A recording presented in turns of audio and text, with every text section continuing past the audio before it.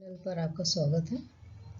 आज हम Gauss's multiplication theorem का प्रूफ देखेंगे और प्रूफ करने के लिए हम पहले दो लेमास प्रूफ करेंगे।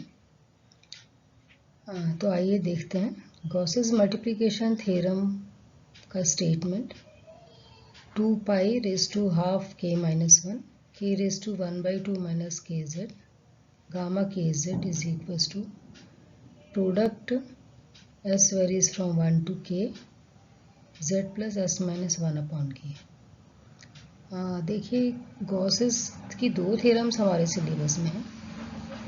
एक गॉसेस मल्टीप्लिकेशन थ्योरम है ये, और आगे हम देखेंगे गॉसेस थ्योरम। तो उन दोनों में कंफ्यूज मत होइएगा। गॉसेस मल्टीप्लिकेशन थ्योरम हम आज कर रहे हैं। तो प्रूफ स्टार्ट कैसे करना है ये हमें थोड़ा ध्यान रखना रहता है। यहाँ हम स्टार्ट कर रहे हैं इस रिलेशन से alpha suffix n k is equals to k raise to n k alpha by k suffix n alpha plus 1 by k suffix n up to dash dash alpha plus k minus 1 upon k raise suffix n. ये हम proof कर चुके हैं पहले, पिछले videos में आपने देखा होगा। इसको हम प्रोडक्ट फॉर्म में लिख सकते हैं alpha suffix n k is equals to k raise to n k, और ये प्रोडक्ट है alpha plus s minus 1 upon के सफिक्स एन टाइप के टर्म्स का, जिसमें एस 1 से के तक वेरी हो रहा है। मतलब इस प्रोडक्ट में हम एस को 1 2 3 4 अप टू के पुट करेंगे तो हमारे पास जो प्रीवियस स्टेप में टर्म्स थी वो हमको मिल जाएंगे। अब यहाँ हमने अल्फा को के जेड पुट किया, तो हर अल्फा को के जेड से हमने रिप्लेस कर दिया।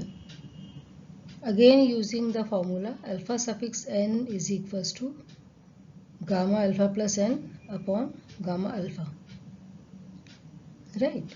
तो kz suffix n k है, इसमें हम alpha suffix n फॉर्मूला ये अप्लाई कर सकते हैं। And kz plus s minus 1 upon k suffix n, यहाँ भी मतलब लेफ्ट हैंड साइड और राइट हैंड साइड दोनों टर्म्स में हम ये फॉर्मूला अप्लाई करेंगे। तो हमको टर्म्स मिल गई gamma k z plus n के upon gamma k Z, and similarly right hand side में भी हमने फॉर्मूला अप्लाई कर दिया। थोड़ा सा कुछ सिंप्लीफाई किया हमने, न्यूमरेटर में के से डिवाइड करके टर्म्स को लिखा, तो Z plus s minus 1 upon के आ जाएगा। सिमिलरली न्यूमरेटर एंड डिनोमिनेटर दोनों में हमने के से डिवाइड करके लिख लिया। अब टर्म्स कुछ ट्रांसफॉर्म की लेफ्ट हैंड साइड से राइट हैंड साइड में, और राइट वाली टर्म्स को लेफ्ट। ये ट्रांसफॉर्मेशन हमने इसको ध्यान में रखते हुए किया गया है कि जो भी टर्म्स जिनमें एन आ रहा है वो सब हमने राइट हैंड साइड में शिफ्ट कर दिए, और रिमेनिंग टर्म्स हमने लेफ्ट हैंड साइड में, राइट।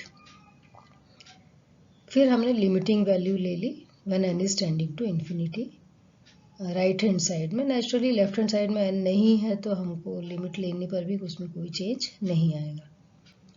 तो लिमिटिंग वैल्यू ली हमने, और इसको हमने मान लिया इक्वेशन 1, राइट।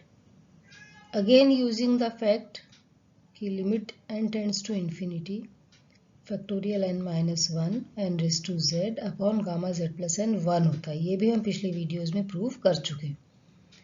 तो देखिए factorial n minus 1 n raise to z divided by gamma z plus n is 1 when n is limiting value हम जब लेते हैं, राइट। तो हमारे पास देखिए गामा में दो टर्म्स हैं यहाँ, gamma k z plus n k, and इस gamma k z plus n k में हम ये जो मिसिंग टर्म्स हैं that is factorial n minus 1 और एन जेड, वो हम इसमें ऐड करेंगे। मतलब मल्टीप्लाई करना होगा तो फिर डिवाइड भी करना पड़ेगा, जिससे कि हमको हमारे बेसिक में कोई चेंज ना है। तो देखिए हमने k z plus n k gamma था, डिनोमिनेटर में फैक्टोरियल एन माइनस 1 चाहिए मतलब n k minus 1, and n raise to z मतलब n k raise to k z. तो सेम टर्म से जिस टर्म से मल्टीप्लाई किया उससे डिवाइड भी कर दिया, जिससे डिवाइड किया उससे मल्टीप्लाई भी किया। तो क्या आता है देखिए, प्रोडक्ट प्रोडक्ट वाली टर्म में भी हमने किया s varies from 1 to k factorial n -1 n raise to z। तो z हमारा क्या है, z plus s minus 1 upon k divided by gamma z plus n plus s minus 1 upon k. तो न्यूमरेटर में जिन टर्म से multiply किया है denominator में भी वो टर्म्स लिख ली हमने, डिवाइड कर दिया तो वो कैंसिल हो जाती हैं। अब देखिए क्या बचेगा, जो लिमिटिंग वैल्यू है gamma n plus z factorial n -1 n raise to z type की टर्म्स जो है वो तो 1 हो जाएगी। रिमेनिंग टर्म्स हमने लिखी limit n tends to infinity factorial n k -1 n k raise to k z k divided by k raise to n k. और यहाँ प्रोडक्ट में क्या बचा हमारे पास, डिनोमिनेटर में factorial n -1 and n raise to z plus s minus 1 upon k, बाकी सब हमारा 1 हो गया। अब इसको थोड़ा सा सिंप्लीफाई किया हमने, इसको इक्वेशन 2 मान लिया। फिर हमने एक फैक्ट यूज़ किया कि ये जो टर्म हमारे पास आ रही है product s varies from 1 to k n raise to s minus 1 upon k. तो एक्चुअली इसमें आप एस को यदि हम अलग अलग 1 2 3 से लेके के तक वैल्यूज़ पुट करें और उन सारी टर्म्स का हमको प्रोडक्ट लेना है, तो फर्स्ट टर्म आएगी n raise to 1 minus 1 upon k, that mean 0 हो गया। N raise to 2 minus 1 upon k मतलब n raise to 1 by k. Second term आएगी n raise to 2 by k, 3 by k, 4 by k up to n raise to k minus 1 upon k. तो numerator denominator में सब में के आ रहा है, N की पावर्स को ऐड करेंगे ये जब आप फॉर्मूला लगाकर, तो हमको मिलेगा एन की पावर के माइनस 1/2। तो वो हमने यहाँ सब्स्टिट्यूट कर दिया और इस पूरी वैल्यू को हमने c मान लिया। अब हमें c की वैल्यू निकालना, सम कांस्टेंट, राइट। तो c की वैल्यू निकालने के लिए हमने z को 1/k पुट किया, ठीक, लेफ्ट हैंड साइड में। राइट हैंड साइड को आपने c मान लिया। तो 1/kc is equals to product s upon k gamma में s varies from 1 to k। अब हमने इसमें s varies from 1 to k है, मतलब आप s को 1 2 3 अप टू k पुट करेंगे तो k वाली टर्म जो होगी k अपॉन k उसको हमने अलग से लिख लिया और प्रोडक्ट में s से 1 varies from 1 to k minus 1 ले लिया। तो हमारे पास बचा product gamma s upon k, जहाँ s 1 से k माइनस 1 तक वेरी कर रहा है। तो हमने पूरा इसका एक्सपांशन लिख लिया। फिर रिवर्स ऑर्डर में यही टर्म्स लिखी हमने, k माइनस 1 अपॉन के, फिर उसके पहले वाली टर्म होगी k minus 2 upon k and so on up to gamma 2 upon k gamma 1 upon k. k minus 1 upon k, k minus 2 upon k, 1 upon के को हम k माइनस 1 अपॉन के लिख सकते हैं, राइट। अब 1 अपॉन के सी की ये वैल्यू हो गई। प्रोडक्ट फॉर्म में यदि हम लिखना चाहें तो k माइनस एस अपॉन के, राइट। और 1 कहाँ से कहाँ तक वेरी कर रहा है, सॉरी s कहाँ से कहाँ तक वेरी कर रहा है, 1 से k माइनस 1 तक।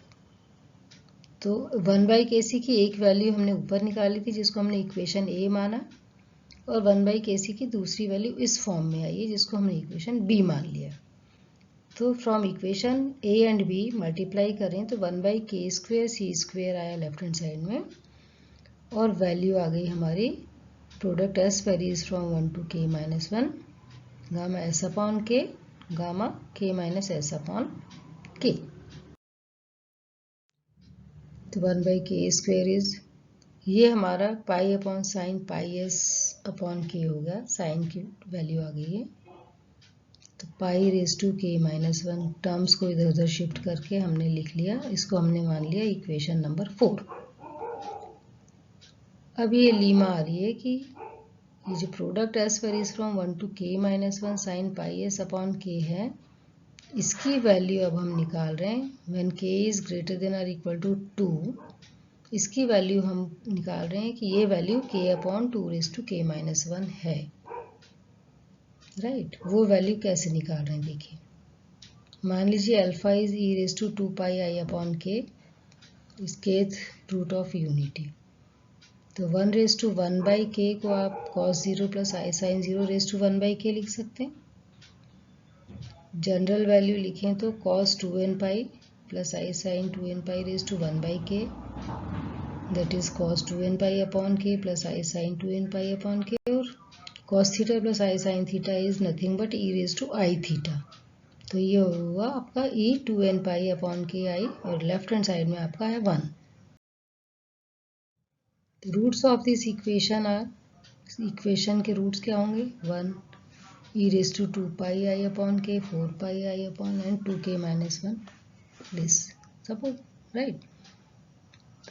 तो इनको हमने मान लिया 1, और बाकी को alpha alpha square up to α⁻k minus 1। Roots of x⁻k-1 क्या होंगे, x minus 1, x minus alpha, x minus alpha square, x minus alpha k minus 1, ये इसके प्रोडक्ट, इसको प्रोडक्ट फॉर्म में लिखा हमने x माइनस 1 और x minus alpha raise to s, और s कहाँ से कहाँ तक वेरी कर रहा है, 1 से k माइनस 1 तक। अब दोनों साइड्स को x के रिस्पेक्ट में डिफ्रेंशिएट कर दिया। ये प्रोडक्ट ऑफ टू फंक्शंस है राइट हैंड साइड में।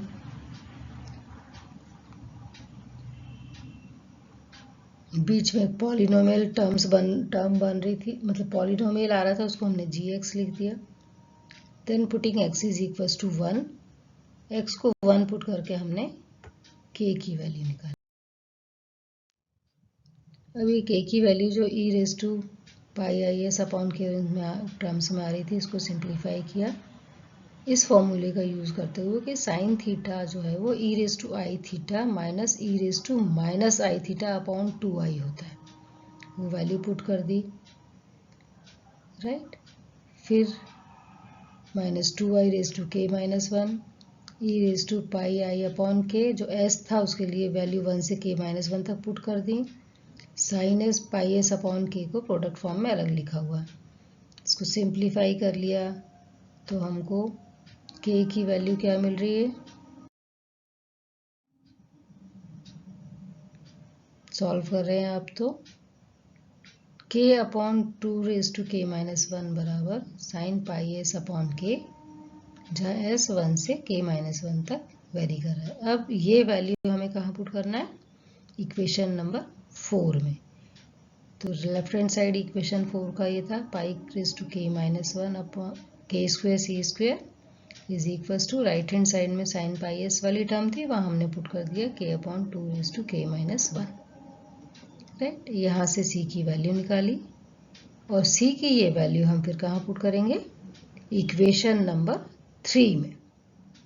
तो इक्वेशन नंबर 3 में जब आपने ये वैल्यू पुट कर दी तो हमारे पास वही प्रूफ हो गया पूरा जो हमारा गॉसेस मल्टीप्लिकेशन थ्योरम का स्टेटमेंट था, राइट। तो इस तरह से हमें गॉसेस मल्टीप्लिकेशन थ्योरम को प्रूव करने के लिए दो लीमास यूज करना है पहले।